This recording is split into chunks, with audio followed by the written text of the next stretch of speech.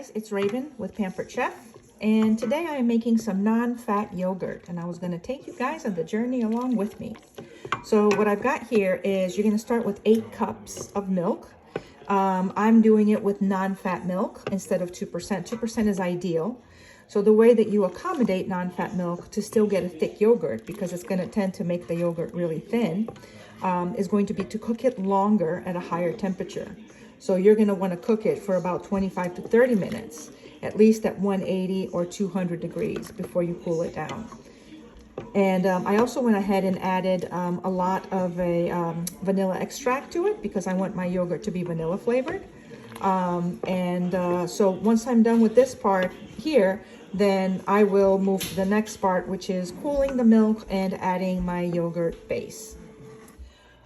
Hey guys, so I'm back. So I have just finished cooking this. I actually cooked it for about 35 minutes at 187 degrees, which is pretty accurate. I stopped using my candy thermometer and started using my Pampered Chef thermometer because it was way more accurate. But anyway, so now it's going to, you have to let it sit for about an hour. And what you're actually looking for it to do is to cool down to a temperature of about 110, 115, somewhere in that ballpark. And once it's cooled down, you're going to be ready to go with it. And hold on one second. Let me go grab my, sorry, you get to see the rest of my kitchen today. So I have my Pampered Chef timer set for an hour, and I am going to go ahead and get it started. And so here we go. Once an hour is done, it's going to chime. And then once it does, I will tell you guys the next step. So I'm doing this for the first time and I'm taking you guys along with me. Let's hope that my results are good. All right, guys, see you in a few. Okay, I'm back. And so we've been cooling for about not quite an hour yet. But our temperature has actually gone to where we want it to be.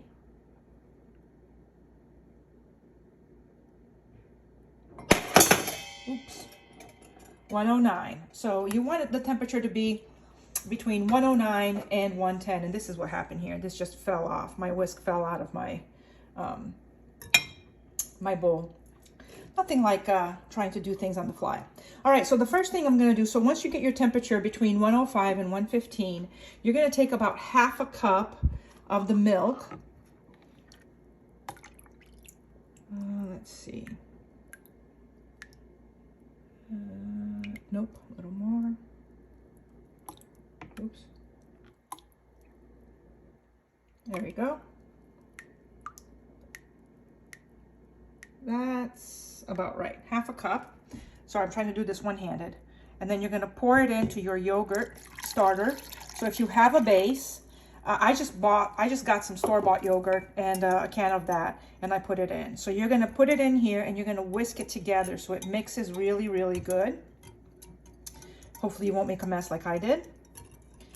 And once it's all nice and whisked, what we're going to do is we're going to add it to where it needs to go in the cooker. So I'm going to move this here to the side.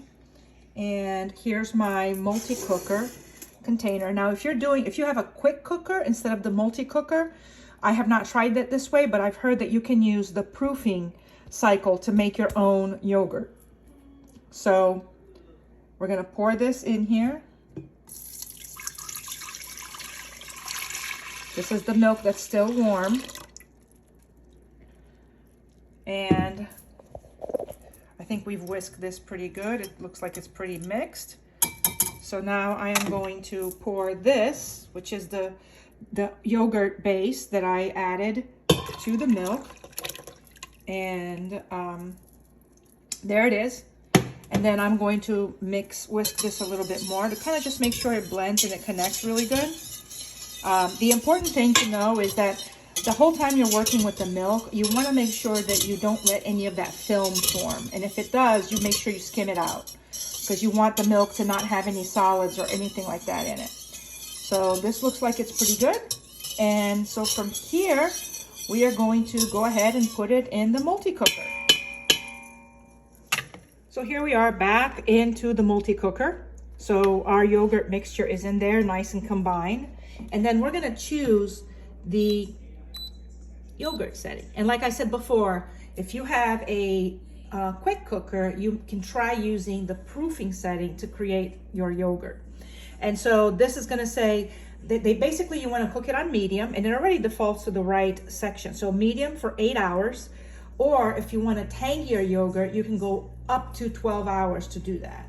So what I'm gonna do is, because we actually have a very thin milk, I want to change mine, and I'm gonna go to 10 hours.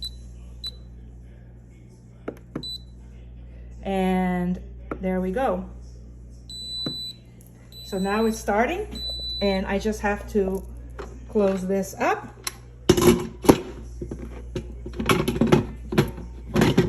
Oops. Now let's put this in the warm water.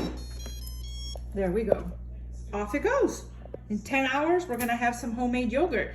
And then I have a couple of things to experiment with in case it comes out a little bit runny, because I chose to use the non-fat milk. If you are doing it with whole milk or 2% milk, you don't have to worry about any of that. But with non-fat milk, you have to worry about the consistency not being thick enough. So I have a couple more tricks up my sleeve to thicken it up, but we'll see what happens in 10 hours. I'll be back. All right, guys, so here we are, moment of truth. And it looks like our consistency is just right.